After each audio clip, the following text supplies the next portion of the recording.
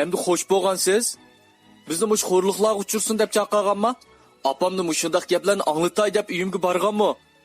Pul mol dunyo haqiqiy baxtdan ortiq bo'lsa, apingiz bo'ldi sizni setivasson. Men hergiz sizni tamom qilmayman. Mol dunyo sizning apingiz uchun birinchi o'rinda bo'lsa, men uchun sop muhabbat birinchi o'rinda turadi. Bu nakes. Sen beni vayron qilding. Men o'lsam seni hergiz kechirmayman. Men ölmesem qandoq yashayman? Xalqlarning yuziga qandoq qarayman? Meni deb Hamidmi azor edi. Ota-onamning beshi kishilarning oldida past bo'ldi. Shuning uchun men o'lsamla ular azobdan biroqli qutuladi. Sizmi murodingizga yetasiz. Muhabbatlik ovozliq asar Taqdir. Birinchi qism. Men haqiqiy baxtning nimaligini bildim. Yo'ldoshim ham balam men uchun eng chong baxtgan emasmi? Ilgari men dadam opamning mening taqdirimni bunchalik o'zgartirib etishini o'ylabmi baqmagan edim. Asli dadam opamning mening to'y ishimni o'rlashtirishi xato emaskan. Men atay ulardan og'irnib shiribdiman. Men bu ishlarni menga unutib qolmayman. To'liq o'tir maktabda o'qiyotgan chog'imda bir yigitni yaxshi ko'rib qoldim. Uning ismi Dilshod bo'lib, ko'zlari qop-qora, qaddi qomati haqiqatan kelishgan edi. Men maktab bo'yicha nihoyat go'zal qiz hisoblanardim. Nurg'un o'g'il bolalarni rad qilib, uning kayniga kirib oldim. Boshqalar meni mazaq qilishdi. Meni yuzi qirin deb ayblashdi. Lekin men bu ayblashlardan hargiz xafa bo'lmadim. Shunda qilib, men uning ko'nglini uftab oldim. Biz yurib qoldik. Men uni haqiqatan bak yaxshi ko'ratdim. U meni shunchalik yaxshi ko'ratdi. Doim meni bog'chalarga opirib o'ynatdi. Yugurib yerib qolsam, apash qilib oladi. Xo'shalligimga faqat ular jir bo'la oladi. U hargizmi menga qalaymiqan chaqchaqlarni qilmaydi. Boshqa bolalarga o'xshash aroq ichmaydi, tamokimi chekmaydi. Men uning bu tarafini bakmi yaxshi ko'ratdim. Qahratan qish kunlari u mening qo'limni isitib qo'yadi. Kechalari yo'llarda menga hamroh bo'lib mang'atdi. Men qor yaqqan kecha ko'chada aylanishni bakmi yaxshi ko'ratdim. U meni deb chiqsa bo'lmasimi, birga chiqadi. U bir qatim qo'limni isitayotganda uning leviga chiqqida birni suyib oldim. U hamtang bo'lib qoldi. Va kekashlagandek menga qarab, Berna, biz to'y qilg'ich bu ishlarning birini qilmasligimiz kerak. Bu mening nazarimda axloqsizlik, xato so'zlab qo'ygan bo'lsam kechiring, dedi. Men uningdan xafa bo'lish o'rniga uningdan texmo faxrlanayotdim. Chunki haqiqiy erkak o'zi sevgan qizni to'y qilishdan burun unda qilmasligi kerak.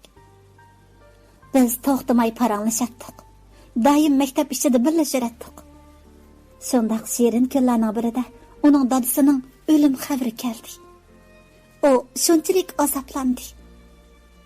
Men uningga tasalli berdim. O balaning cho'ngi ham uyi yezida bo'lg'ashqa o'qishdan chekinmoqchi bo'ldi. Bu gapni anglab, uni qayta ko'ra olmasligimdan ansirab, qattiq azoblandim. U menga qayta va'da bergandan keyin maktab qo'ynidan ayrildi. Bu dal men to'liq o'rta maktabni bitirdiganga yarim yil qolgan vaqt edi. Kunlarim uni aslash, uni xayol qilish, uni seg'inish bilan o'tib o'tdi. Shunda qilib mening o'qishim bitdi. imtihon berib yuqori nomer bilan oliy maktabdan chaqiriq kelgan bo'lsa-mu, uni deb maktabga bormadim. Ota-onam meni zo'rlabmi baqdi. Men faqatla qo'shilmadim. Dilshodning menga siz o'qishingiz kerak, men o'qiy olmadim. Siz cho'qim o'qing, men sizni saqlayman. Men har vaqt sizning yoningizda. deb qayta degan bo'lsa-mu, men yanala qo'shilmadim. Maqsadim uningdan ayrilib ketmaslik edi. Men uningdan ayrilib o'lib qoladigandek u bo'lmasa yashayolmaydigandek hissiyatda bo'layotdi. Oxiri jahilliqim bilan men oliy maktabda o'qishdan voz kechib, o'qishga bormadim. Men Dilshodga to'y qilayli dedim. Biroq u qat'iy qo'shilmadi. Uning deyishicha, dadasi tugab ketganiga 1 yil bo'lmabdi. Uyda pulga yarg'idek hech nima yo'q ekan. Uning ustiga o'z oldiga egilik tiklimgacha men bilan to'y qilmaymish. Uning deyishicha, meni japaga qo'ysa bo'lmaymish. Unimi o'g'il bola degili bo'lamdi. Mendek go'zal, tannas bir qiz uningga to'y taklifi qo'ysa, keniga tatmay darhol ma'qul deyish kerakdi. Acaba u meni nima ko'rib qoldi ekan? Shu ishdan keyin uningga to'y to'g'riliq gap qilmadim. Har qitim to'yning gapini chiqarsam, u egilik tiklashning gapini qiladi. Men shundaq vaqtlarda uningga: "Qani shu tiklagan egiligingiz? Siz egilik tiklab bo'lguncha men qirib ketaman. Uningdan ko'ra biz to'y qilayli. To'ydan keyin dadam bizga mablag' sappasin. Andan birga egilik tiklayli." deb shundaq degan bo'lsam-mu, u qat'iylik bilan: "Yo'q, men o'z kuchimga tayanib egilik tiklayman." Men qaqaqlab kuldim va uningga: "Mushu lay to'pig'i milinib egilik tiklamoqchimisiz?" Uning lay bosgan kiyimini ko'rsatib turib aytdim. U qattiq xafa bo'ldi va yuqori ovozda menga vaqirdi: "Bo'ldi qiling-a. Men sizning masxir qildigan qo'nchiqingiz emas. Uning ustiga men lay to'pig'i milinib yashagan bo'lsam-mu, sizning uyingizga non tilab bormadim." U rostilla xafa bo'lgan edi. Men uningdan kechirim so'ragan bo'lsam-mu, u menga: "Siz meni haqoratladingiz. Men sizning kutgan yeringizdan chiqolmagadekmi? Oldirsangiz to'y qiling." Bu gapni anglab meni qattiq yig'i tutdi. Yig'lagan holda uning yenidan ayrildim. Tong atqucha yig'lab chiqdim. Dadam opam mendan nemish bo'lganini so'rasam, ularga hech nima demadim. O'ylaydiganim, men mushu go'zallikim badaliga uningdek nochiga topolmay qolamdim. U nemishqa ko'nglimni og'irtdi? Acaba uni yaxshi ko'rib qolganim gunohmi? Uningga tashabbuskor bo'lganim xatomi? U nemishqa ko'nglimni tushunmaydigandi? Mushiningga o'xshash patmanda bir savol dilimni qiynaydi. Qanday qilishimni faqatla bilmaydim. Tuyuqsiz kallamga bir aql keldi. Endi yuzimni daptak qilib Dilshodning opasi bilan ko'rishmoqchi bo'ldim. Men kiyimlarimni ratlik kiyib, qo'l sumkamni oldim. Ondan egiz pashliq oyog'imni kiyib Dilshodning uyiga bordim. Uning uyi yezida bo'lg'achqa, mashina uning uyi oldigacha bormaydi ekan. Uning ustiga yo'l to'piliq yo'l bo'lib, 3 kilometrgacha piyoda mangadi ekanman. Qanchalik jafo tortishimdan qat'iy nazar, men bormasam bo'lmaydi. Shunda qilib mashinaga o'ltirdim. Mashina bir xil ritmda silkinib mangadi. Men yo'l bo'yidagi dal-daraxtlarga, edizlardagi ziroatlarga qarab mangdim. Bir ozdan keyin uning mahallasiga yetib keldim. Ham qira pulni berib deb mashinadan tushdim. Mashina uzab ketdi. Men piyoda uning uyiga mangdim. Yo'l to'piliq yo'l bo'lg'achqa, egiz pashliq oyoq kiyganimga qattiq pushaymon qildim. O'shqimgacha to'pi kechib ketyapman. Qimmatbaholik oyog'imga shunchalik ichim og'ridi. Yo'l bo'ylarida o'sib qolgan buya, yantoq yulg'ila to'piliq yo'lda to'pig'i melinib turadi. To'satdan keyni tarafimdan bir buvay eshak harvisi haydab kelyotdi. Men harvini to'sdim. "Buva, buva, meni elib oling-a." "Nega borsan qizim?" "Ha, bir tuqqunimizning uyiga boratdim." "Qinamsa, arvoga chiqqin qizim. Men seni evolay." Men yo'lda mangocha Dilshodning gapini, uning to'y ishini buvaydan so'radim. Buvay birdam o'q tortayotgandan keyin aytdi: "Qizim, Dilshod yaxshi bola. Uning dadasi yaxshi odam edi. U kenitchilarga yaxshi ish qilib beraman deb tugab ketgan. Uning opasi Kesaljon. Uning bir inisi, bir singlisi bor.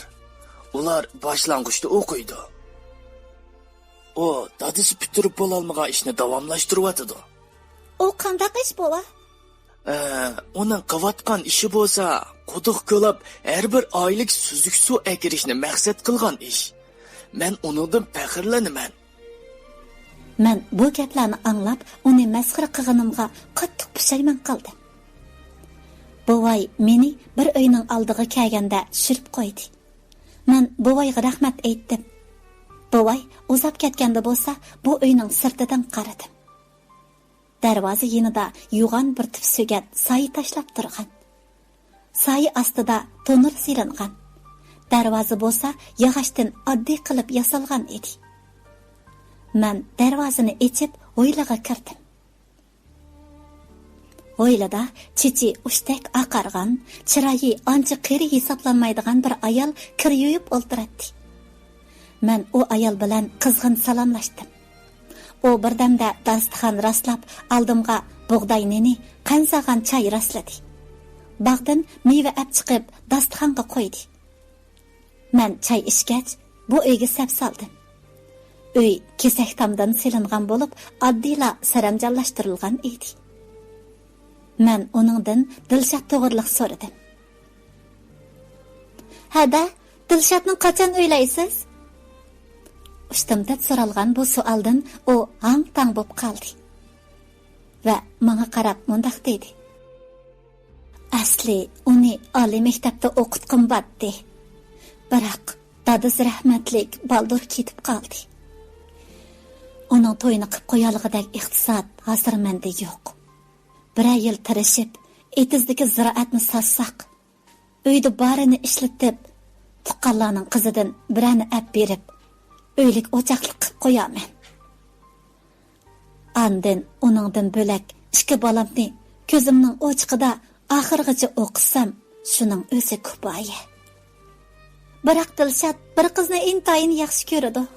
U qizmi uni intayin yaxshi ko'radi. Hada, u qizning uyga elchi avatdim. U qiz kim? U qiz men bo'laman. U hayron qoldi va menga: "Qizim, siz qayerdan keldingiz? Ismingiz nima?" "Ismim Barna, men shahardan keldim." Uningga bo'lgan ishlarni deb berdim. U birdan turayotgandan keyin aytdi: "Qizim, to'y umrlik ish. Uning ustiga u Dilshod bilan sizning ishingiz emas, balki ikki oilaning ishi. Bu ishga yolg'iz qaror chiqarmaysiz. Ota-onangiz qo'shilamdi, avval maslahat siling. Xotirjam bo'ling, ota-onam mening gapimni jirmaydi. Bu ishda ular mening og'zimga qaraydi. Shanba kuni ota-onam aram oladi. Shu chaqda uyimizga elchilikka keling. Dilshodni birga bosin." Men shunday dedim-da, xo'shlashib mangdim. U menga elchilikka boradigan bo'lib va'da berdi. Men qaytib kelib, shanba kunining tezroq kelishini kutdim. Kunlarim shu kunni kutish bilan o'tdi. Bugun shanba. Men kutgan kun oxiri yetib keldi. Men oddiyliklarni qilib opamga dedim: "Apa, bugun uyga mehmon keladi. Shunga tamoq tayyorlanib qo'yg'ina." "Ha, do'stlaring kelamdi, qizim." "Ha-a," dedim-da, ortiq gap qilmadim. Opam pologa tayyorlik qildi. Dilshod mening uyimni burilib beladi. Oxiri soat 10lardan ochganda eshik qo'ng'irg'i jiringladi. Yugurib berib eshikni ochdim. Eshikning oldida Dilshodning opasi bilan Dilshod turadi. Dilshodning opasi shiping duxovidan putunbal ko'ynak kiyib olgan, yog'liqini yarashtirib chiqqan edi. Uning qo'lidagi dasturxonni qo'limga oldim. Dilshod uchisiga oq kanvay ko'pda, qari ishdan kiyib olgan, beshiga bodam do'ppi kiyib olgan edi. Men ularni uyga boshladim. Ota-onam hayron qilib, ularni uyga boshladi. Ular kirisloga joylashib bo'lgandan keyin Dilshodning opasi Dilshodning qo'lidagi sevatni menga sundi. "Qizim, mavo bizning mekiyon tuqqan tuxumdi. Sizlarga og'ash keldim." Men rahmat deb uning qo'lidagi tuxumni oldim. Dadam hayron bo'lib so'radi: "O'zlar kim bo'lilar? Men seni taniyolmadim bu." "Ha, Men Aynurxon, boyaq o'g'lim Dilshod. Biz Barna qizning to'y ishi uchun kelgan. U bizni taklif qilgandi. Men o'g'lim uchun qizlari Barnani so'rab keldim. O'g'lingiz nada ishlaydi? Aldirab so'radi opam. O'g'lim dehqon. Dadasi baldırla tugab ketib, oliy maktabdami o'qitammadim. Nima? Siz oyda qizimni bir qor qo'saq dehqonga olib beramsiz, dehi? Opam to'xtamay so'zlab o'tadi. Men o'lsam qo'shilmayman. O'g'lingizning mashinasi bormi? O'z oldiga olgan uyi bormi? Muqim bir xizmati bormi? Eng asosligi qizimni baxtli qilgudak iqtidori bormi? Men-chu hargiz qo'shilmayman. Gaping tugdimi, opa? Men Dilshodni bak yaxshi ko'raman. Yig'lab turib bu gapni aram deyaladim. Opam achchig'ida meni bir shapaloq urdi va qattiq ovozda vaqirdi. Nima? Yaxshi ko'raman. Meni atay mushu qasmoqlarga tambaq atkizib, yana meni ayblab o'tamsan. Sen bizni o'ylab baqdingmi, qizim? Qizingiz kim bilan to'y qildi desa, men nim deb javob beraman. O'zak so'z taqalsa, men qanday qilaman? Bu da 100. Sen uchun qanchalik pul chiqim qila oladi? To'y oddiy bo'lib qolsa, men yuzimni qanday ko'tarib yuraman el jamoat oldida? Bo'ldi qiling. Opam ikkimiz qasmoq emas. Menmi da 100 emas. Endi tilingizni boshqarib oling, hadi. Dilshod opamga mush gaplarni qildi. Sen qizim uchun qanchalik to'yliq olib kelding? Opam shunday so'radi. Dilshod tamkinlik bilan. 5000 koy olib keldim. 5000 koy? 5000 koy pul nimaga yetadi? Qizim uchun 100 gram seriq oltin, 5 qurdan har fasllik kiyim, yana oyoq, 500 kishilik restoran jo'si, 10 qo'y, 300 kilo kala go'shi, 100 kilo sumay, 10 xalta guruch, to'y ko'chirish uchun 5 avtobus, 20 kichik mashina ketadi. Bularni sen qila olamsan?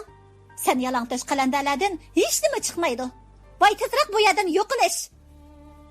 Dilshodning opasi qattiq xo'rliq es qilib, to'xtamay yig'lab o'tadi. Dadam hech bo'lmagandek hujraga kirib ketdi. Dilshod menga qattiq vaqirdi. Endi xo'sh bo'lgansiz? Bizni mush xo'rliqlar uchursin deb chaqirganmi? Opamni mushundaq gaplarni anglatay deb uyimga borganmi? Pul mol dunyo haqiqiy baxtdan ortiq bo'lsa, opingiz bo'ldi sizni setib etsin. Men hargiz sizni tamoq qilmayman. Mol dunyo sizning opingiz uchun birinchi o'rinda bo'lsa, men uchun sop muhabbat birinchi o'rinda turadi. Yo'qilsa, bu qalandan divonalar. Opam shundoq dedi. Dilshod bo'lsa, opamga nafratlik tikilib, og'zingizni boshqarib oling, hadi. Bo'lmasa yuz xotir qilmayman jumo. Qo'g'limisingizmi hozirlik ketimi? Dilshod shundoq debla opasini yetlab chiqib ketmoqchi bo'ldi. Dilshodning opasi chiqib ketmoqchi bo'lganda menga "Qani qizim, sizning dadam opam gapimni jirmaydi deganingiz" degandek qaradi. Men xijilchilikda yerga kirib ketgandek bo'lib o'tdim. Ular ketdi. Men hujramga kirib qattiq yig'lab o'tdim. Ikkinchi qism. Arliqdan uzoq o'tmay dadam hujraga kirdi va menga "Qizim, bo'ldi yig'lama. Sen uni rostili yaxshi ko'ramsa, men qarasamgo vafodor, obdan boladek qiladi. Biroq sening yez turmushi ko'nalmasligingdan, jafo tortib qilishingdan ansiraymiz, qizim. Agar u seni haqiqiy yaxshi ko'rsa, shaharga kelsin.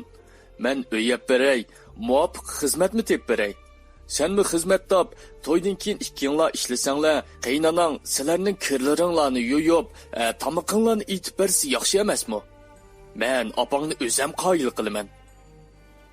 Dadamning bu so'zlarini anglab, menda ishonch paydo bo'ldi. Oshxonaga chiqib, opamga aytdim. "Apu, tamoq pishdimi? Qo'zig'im bek yetib ketdi." Opam menga chekchiyib qarab qo'yib, gapmi qilmay leganga polo ustidi. Biz birlikda tamoq yedik. Tamoq arliqida opammi, dadammi bir eg'izmi gap qilmadi. Tamoq yeyilib bo'lgandan keyin opam gap boshladi. "Barna, Seni nima desem bo'la? O'ylagan sari menimdan tutun chiqib ketyotadi desa. Senda aql bormi yo'q? Sahrolik to'mpaylarni nima qiladigansan deyman. Bu gaplarni anglagan dadam so'z qatdi. Voy, ma gapni ko'ring. İlgari menmi sahrolik to'mpay edim. Sizlar o'zlari uyimga kunda 5 vaqt berib olib, men ap qo'ygan jumusizlar? Oş, men hozirgi gapni da'vatdaman. Meni esil yuradigan shaharlik yigitlar samandek turgan yerda bir sahrolik to'mpayni nima qildigandi? Tashlavat uni. Men bo'sh ovozda dedim. Yo'q, oppa, uni qilmayman. U yaxshi yigit. Men uni yaxshi ko'raman. U sen uchun nima qilib beralaydi? Sening hamma narsangni tal qilib beralamda. Bo'ldi qil, mush yerda to'xtab qol. Yo'q, oppa, men uni bek yaxshi ko'raman. U shaharlik bolalarda kunda haraq ichib, qima o'ynab shumaydi. Kunini bekor o'tkazmaydi. U dadasining orzusini amalga oshirish uchun to'xtamay tirishyotadi. U cho'qim meni baxtli qila oladi, oppa. Mening shartim shu. Boya dadang degandek. U sen uchun hamma narsadan voz kechib, bu yerga kela olsa, bu to'yga qo'shilaman. Agar kelamasa, seni boshqa biriga yotliq qilganim qilgan. Opam shundoq deb oshxona uyga kirib ketdi. Men o'ylanib qoldim. Bu men uchun Dilshodning muhabbatini sinash uchun berilgan sinov ekan. U haqiqatan meni yaxshi ko'rsa, men uchun cho'qim bu yerga keladi. Agar meni qo'ldiriltayotgan bo'lsa, shu yezida mangulik qilib qolishi mumkin. Shunda qilib, erta dadam opamning fikrlarini uning deyish uchun yeziga berishga tayyorlik qilib, qachonlarda uxlab qolganligimni bilolmayla qoldim. Tong sahar. Shunchalik ruhliq o'rnimdan turibdiman. Dadam opam ishga ketgandan keyin men uning uyiga qarab yo'lga chiqdim. Ko'nglimda Dilshodning meni ayblashidan ansirab o'tdi.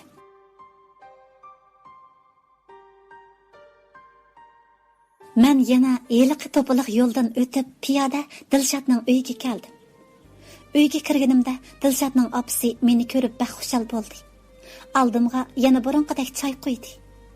Men kelish maqsadimni o'dalla aytdim. Dilshodning opasi uzoq o'tirgandan keyin: "Qizim, mush yerda to'xtab qolinglar.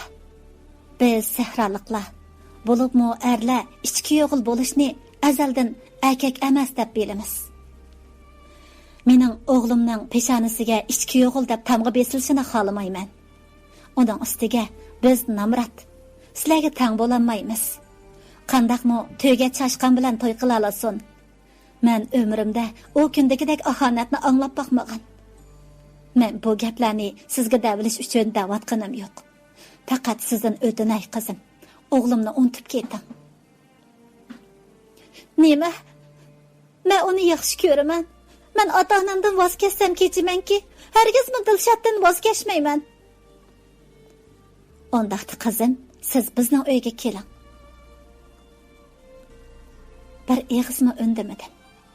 U birdan turib ketgandan keyin: "Siz og'zingizda undaq degan bilan, amaliyotda ota-onadan tangan farzandni menmi uyga kirgizmayman. Siz ota-onangizdan tananmaysiz. Dilshodmi ham tananmaydi. Shunga mush yerda to'xtab qolinglar." Men undamayla o'rnimdan turdim. Dilshodni izlab berish uchun mangdim. Uning opasining keyingi gaplari qulig'imga kirmadi. Dilshod quduq atrofida ishlayotgan ekan. U meni ko'rib yugurib keldi. Biz xali bir joyga keldik. Men kelish maqsadimni aytgan edim, u chalvaqabli ketdi. Men ishga yo'g'il bo'lib boramdim, uxlab tushingiz. Sizdan ayrilib qoldigan ish bo'lsa-mu, men yurt makonimdan ayrilmayman. Men sizni yurtdan ayriling demadim-ku. Menimi to'g'ri tushunsangiz, bir qitim holimga yetsangiz bo'lmamdi. Men bir qiz bola turib, sizdan to'yliq talab qilmay, uy xizmat beralishimmi osonmi? Menga undaq uy xizmat lozim emas. Men demoqchi, ota-onangizni qoyil qiling. Siz qoida bo'yicha uyimga keling. Siz nimandaq yaramas? Men bir qiz bola turib bu ishga shuncha qurbonlikni bersin. Acaba siz menga nima qilib berdingiz? Nima? Men yaramasma? Siz neymi qurbonlik berdingiz? Siz heliqi kuni opam ikkimizni qurbonlik qilib berganingizni unutib qoldingizmi? Bechora opam yo'l bo'yi yig'lab keldi. Menda nima gunoh? Men ya opamga shundoq gaplarni qilgin deb o'gitib qo'ymsam. Nima to'xtamay meni ayblayverdigansiz? Sizga ajab ish bo'ldim. Berna, ota-onangiz haqiqiy muhabbatni ko'zga ilmaydi ekan. Mal dunyoni birinchi o'ringa qo'ydi ekan. Men ortiq gap qilmay, birla eg'iz gap. Maqitim degandek 5000 ko'yg sizni menga yotliq qiladi. Agar qo'shilmasa, sizdan ayrilib qolsam mayli. Buni taqdir deb qarab, sizni unutib ketaman. Bu gapni anglab, yig'lab ketdim. To'xtamay yig'lab o'tdim. Uni eng oxirgi qitim quchoqladim. O yoshlarimni sepmoqda edi. Men yo'lga chiqib, uyga qaytib mangdim. Yo'l bo'yi darizaga qarab, Dilshodning opasining "Moshiyada to'xtab qilinglar" degan gapi bilan Dilshodning "Sizdan ayrilib qolsam mayli" degan gapi takror aytilib o'tdi. Uyga kelib, ota-onamga bu gapni desam, ularmi? Bo'ldi, endi uni unutib ket, dedi. Men bekla azaplandim. Mushundaqla unutib ketishimdan bekmi afsuslandim. Shundoq qilib kunlar o'taverdi. Men qanday qilishimni bilmay yurgan kunlarda dadamning idorasida ishlaydigan birisi o'g'liga meni so'rab elchi kirgizdi. Men qat'iy qo'shilmadim. Ota-onammi mening ra'yimga baqdi. Men Dilshodni talay qadam izlab borsammi, hech unumi bo'lmayotdi. Ba'zida uning meni yaxshi ko'rdiganligidan gumonlanib qoladi. Oxiri Dilshod bilan eng oxirgi qatim ko'rishdim. Meni yaxshi ko'ramsiz? Berna, bilasiz-ku? O'z og'zingiz bilan dang. Sizni yaxshi ko'rma. Men uchun hamma narsadan kecha olamsiz. Kecha olayma? Men uchun barliq xo'rliq azoblarga chiday olamsiz? Chidayma? Albatta chidayma. Amsi siz barliq orzularingizdan kechib, ota-onamning fikri bo'yicha men bilan keting. Men unda qilolmayman. Undaqda sizning men uchun hamma narsadan kecha olayman. Har qanday xo'rliq azoblarga chiday olayman deganingiz yolg'on-kanda. Qanday o'ylasangiz shu? Uzoqdi bas. Meni aldabsan. Oldingi qatim sizdan ayrilib qolsam mayli deganingizda men sizdan gumonlangan rostganda meni aldabsan. Berna, sizni yaxshi ko'rdiginim rost. Biroq bu ishda men amalsiz. Ota-onangiz pulni yaxshi ko'radi. Men cho'qim ko'p pul topaman. Ahmoq, siz pul topmoqcha men to'qib ketaman. Hozir bu uyimizga kelgan elchi Nurg'un ota-onam eng oxirgi so'zingizni anglash uchun meni avatgan. Sizning ikkala yo'lingiz bor. Biri men bilan ketish, yana biri mendan voz kechish. Men ikkinchisini tanlayman. Men orzularimni ishga oshirib bo'lguncha siz mayli to'y qiling, mayli qilmang, men uchun baribir. Men mangu sizni qalbimda saqlayman. Sizni deb butkul orzularimdan voz kechsam bo'lmaydi. Demak, mendan voz kechadi ekansiz-da? Shundoq. Endi sizni izlab bargiz kelmayman. Bizning muhabbatimiz mushagacha bo'lsin. Shu gapni deganimcha, yig'ilganimcha uyga qaytdim. Yo'l bo'yi yig'labla keldim. Uyga kelib ota-onamga Dilshod ikkimizning ishining tugaganligini, to'y ishimga ularning qaror chiqasi bo'ladiganligini aytibla hujramga kirib ketdim. Uning menga yozgan xatlari, uning suratlari hammani kuydirib tashladi. Men kunda degudek xomushla yurdim. Men Dilshodni unutib ketolmaydim. Nakil qarasam uning samosi ko'z oldimda hozir bo'ladi. Kechsa uxlasammi, o'tishlarimda botdi. Shundaq kunlarning birida dadam opam meni yeniga chaqirib aytdi. Qizim, bugun sening to'y ishingni bitishdiq. Bizning qodimiz bo'lsa, doktorxonadan pensiyaga chiqqan o'qimishli kishilar. Kuyovlimiz bo'lsa, ishkiri o'lkadagi oliy maktabni bitkazgan. Hozir Naylik 1-o'ttirda o'qituvchi bo'lib ishlab yetibdi. Yeshi sendan 8 yosh cho'nkan. Biz bu to'yga qo'shildik. Atda sen yigit bilan ko'rishsan. Shunga ideyangda tayyorlik bo'lsin, ha? Ma'qul. Dapla hujramga kirib ketdim. Yanala o'ylaydiganim Dilshod edi. Bag'ansiri uningdan nafratlanib ketyotdim. U meni bir haqiqatimni izlab kelib qo'ymadi. Bir haqiqatimni telefon urmadi. Oningdan bakmi umidlanib Tang sahar o'rnimdan turdim. Apam tayyorlab qo'ygan kiyimlarni kiyib, apamdan adresini so'rgandan keyin Hamid bilan ko'rishga maqdim. Apam menmangacha u yigitning ismini oldin ola deb bo'lgan edi. Kallamda bo'lsa, ko'zoynak taqaydigan, cho'qqisida chechi yo'q, semiz birsi men Hamid deb kelmoqda edi. Mening badallarim tikallashib ketyotdi. Ko'rishkim bo'lmasa-mu, amalsiz putlarimga bo'yriq qilib, u tarafga ketyotdim.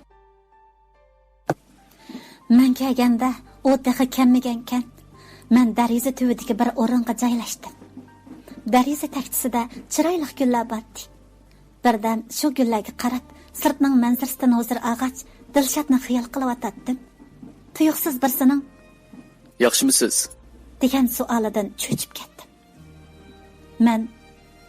Men o'ylagandan ko'p kelishgan edi. Uning sochlari yo'q bo'lmasdan, balki intayin qo'yiq, chiroyli edi. Uning ko'zi to'tgiz bo'lmasdan, intayin nurliq edi.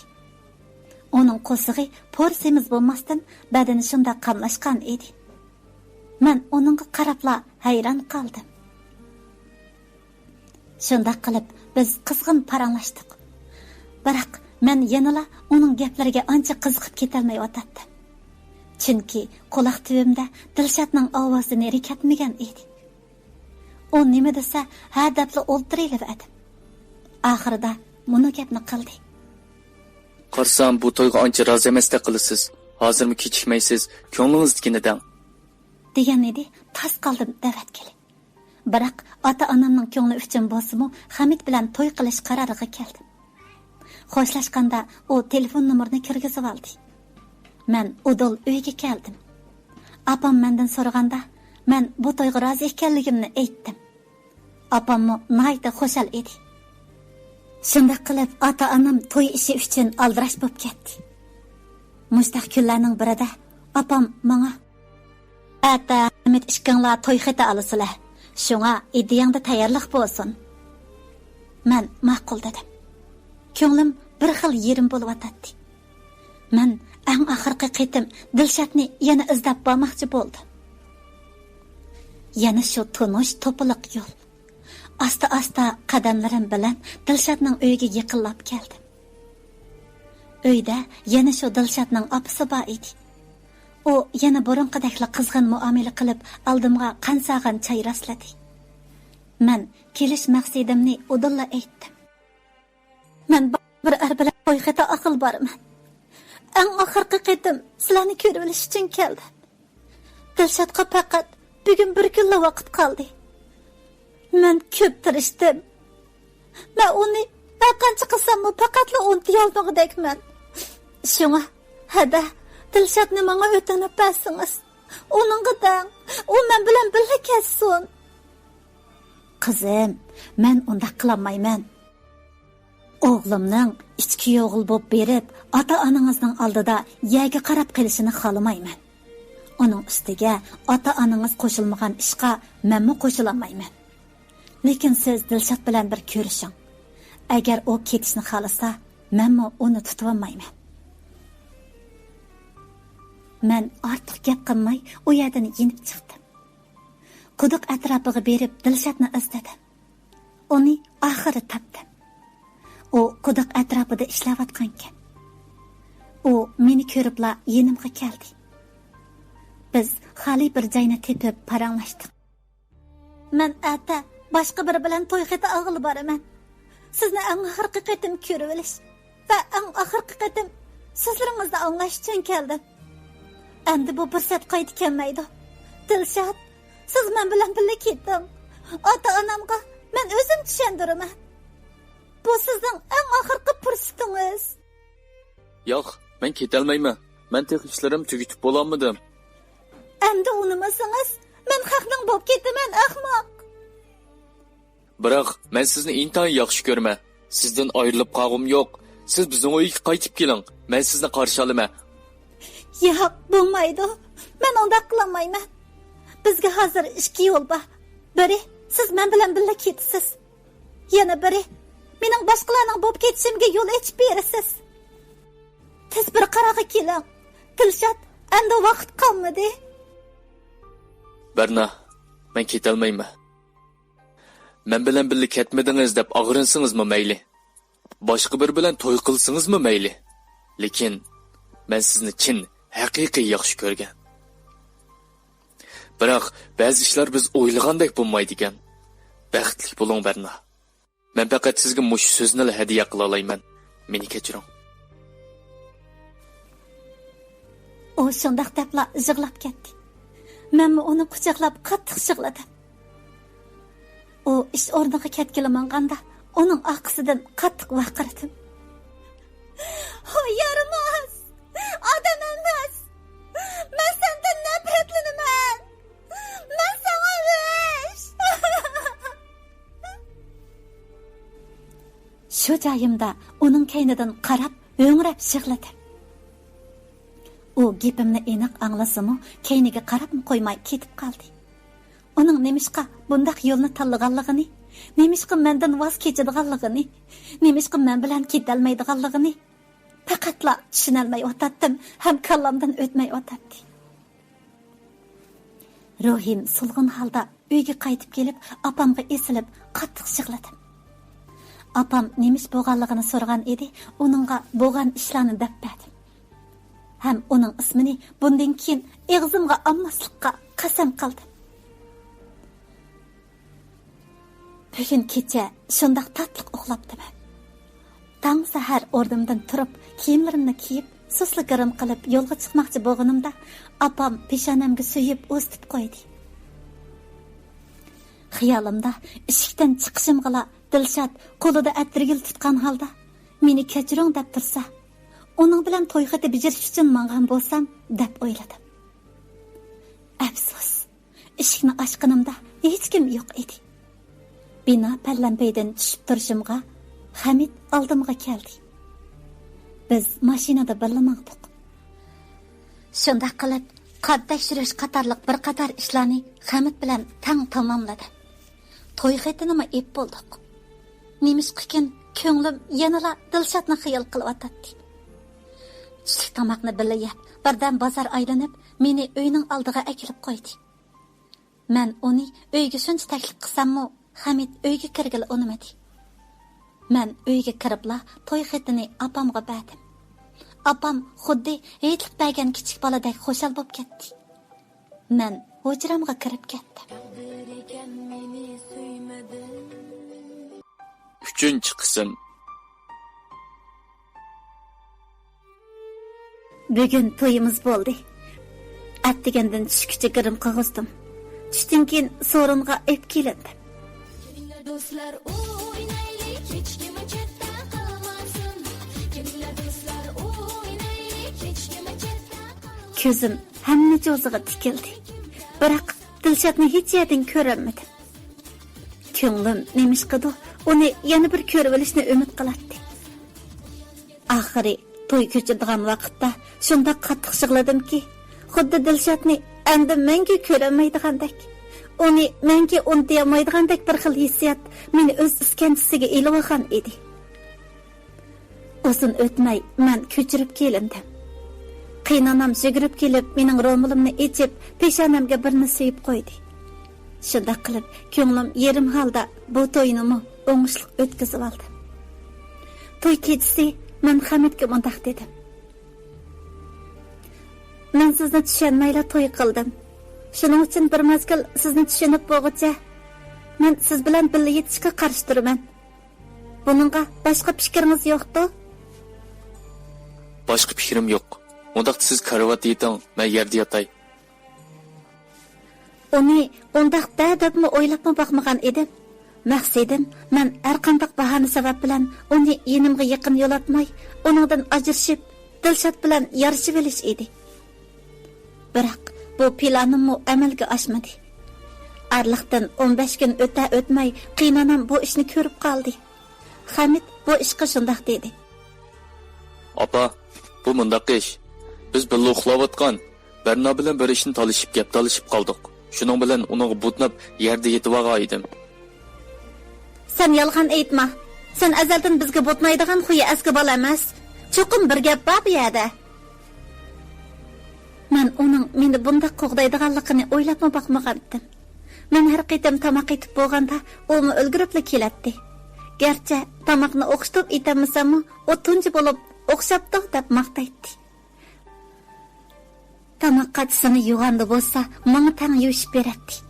Bundaq amraqliqimni qiynanamni doim xafa qilib qo'yadi. Bugun o'ylabmi boqmagan bir ish yuz berdi. Uxlab etib yerim kechada Dilshodning ismini atab uyg'onib ketdim. Hamid buni anglab, mendan Dilshodning kimligini so'radi. Men deb bermadim. Arliqdan 3 kun o'tganda menmi esimda yo'q qiynanam boyada mundaq deb saldim. Dilshod, bugun opam kelib ketinglar deb telefon qildi ekan, berib kelandik. Kim o Dilshod degan? Qiynanam shundaq deb so'ragan edi. Duduqlab qoldim. Men nimandaq döt. Har qitim Hamidni ko'rsam, Dilshodni ko'rgandek bo'lib qolib Men uni sig'indigan, uni yoshirin aslaydigan bo'lib qoldim. Shundaq kunlarning birida u mendagi parishonlikni ko'rib, idorasidan ruxsat so'rab, meni sayohatga olmoqchi bo'ldi. Rostini aytsam, men buningdan intayin xushal bo'lgan edim. Shunda qilib, men Hamid bilan sayohatga bordim. Sayohat jarayonida men qilchilik xushallikni sezamadim. Ko'kdek osmon, supsizlik daryosi, yop-yeshil yoyloqlarni diqqatimni tortmadi.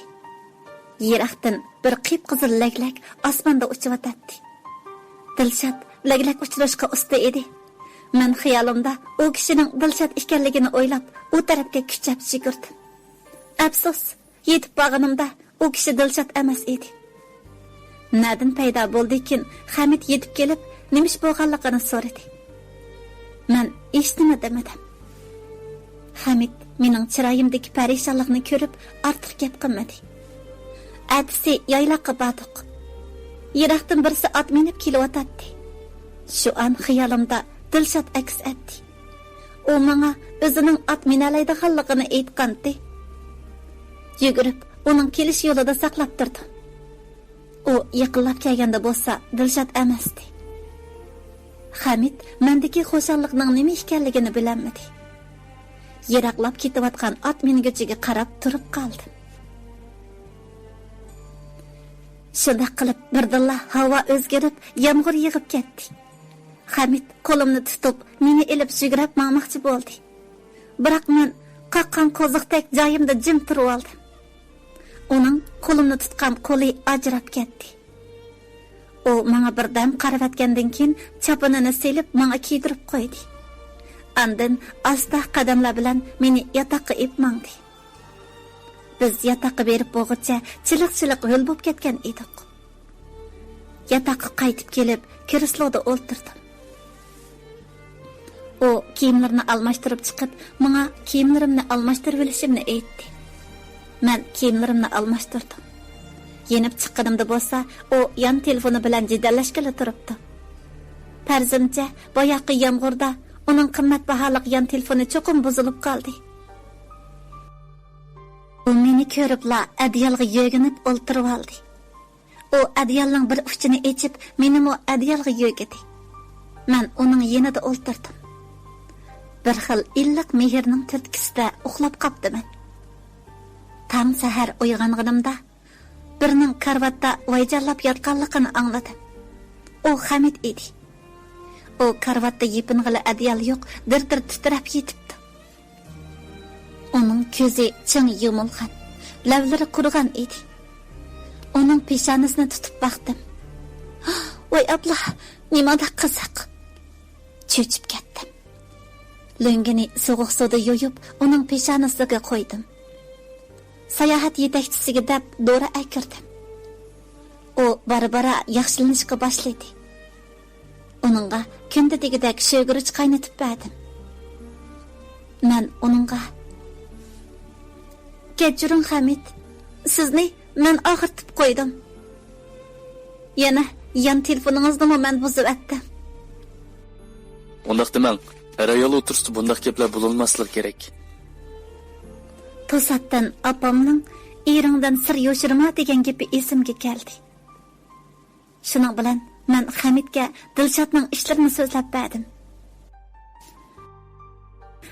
Dilshod bilan ko'rishtirib qo'ydigan bo'ldi. Men qiyin-qinimga patmay xushal bo'lib o'tdim. Biz qaytmoqchi bo'lib yo'lga chiqdik. Nahiga qaytib kelgandan keyin yuk taqlarni Hamid bir og'inisining uyiga kirgizibdi. O meni elib Dilshodning mahallasiga yurib ketdik. Yana shu tunish to'piliq yo'llar.